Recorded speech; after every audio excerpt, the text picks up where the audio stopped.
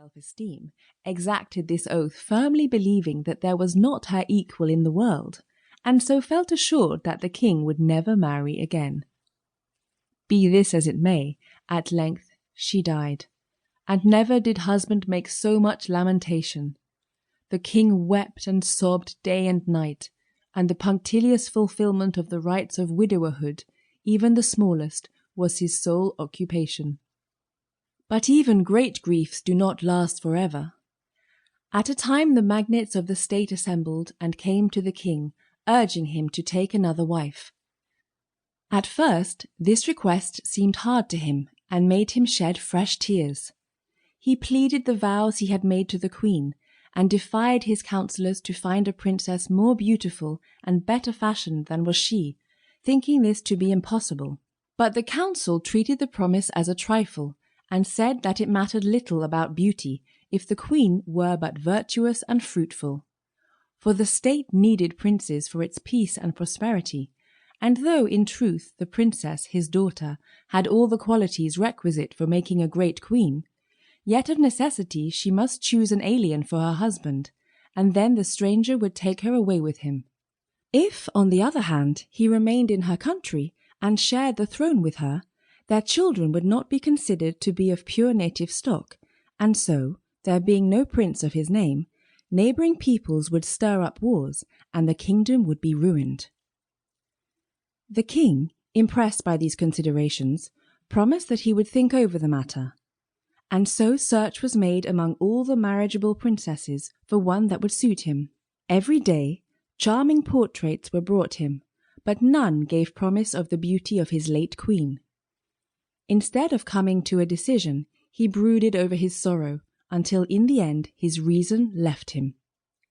In his delusions he imagined himself once more a young man. He thought the princess his daughter, in her youth and beauty, was his queen, as he had known her in the days of their courtship, and living thus in the past, he urged the unhappy girl to speedily become his bride. The young princess, who was virtuous and chaste, threw herself at the feet of the king, her father, and conjured him, with all the eloquence she could command, not to constrain her to consent to his unnatural desire. The king, in his madness, could not understand the reason of her desperate reluctance, and asked an old druid priest to set the conscience of the princess at rest. Now this druid, less religious than ambitious, sacrificed the cause of innocence and virtue to the favour of so great a monarch, and, instead of trying to restore the king to his right mind, he encouraged him in his delusion. The young princess, beside herself with misery, at last bethought her of the lilac fairy, her godmother. Determined to consult her, she set out that same night in a pretty little carriage, drawn by a great sheep who knew all the roads. When she arrived, the fairy, who loved the princess, told her that she knew all she had come to say, but that she need have no fear, for nothing would harm her if only she faithfully fulfilled the fairy's injunctions.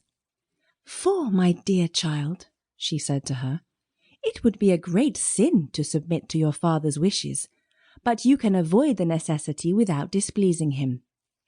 Tell him that to satisfy a whim you have, he must give you a dress the colour of the weather. Never, in spite of all his love and his power, will he be able to give you that." The princess thanked her godmother from her heart, and the next morning spoke to the king as the fairy had counselled her, and protested that no one would win her hand unless he gave her a dress the colour of the weather. The king, overjoyed and hopeful, called together the most skilful workmen, and demanded this robe of them, otherwise they should be hanged. But he was saved from resorting to this extreme measure, since, on the second day, they brought the much-desired robe. The heavens are not a more beautiful blue when they are girdled with clouds of gold, than was that lovely dress when it was unfolded. The princess was very sad because of it, and did not know what to do. Once more she went to her fairy godmother, who, astonished that her plan had been foiled, now told her to ask for another gown the colour of the moon. The king again sought out the most clever workmen.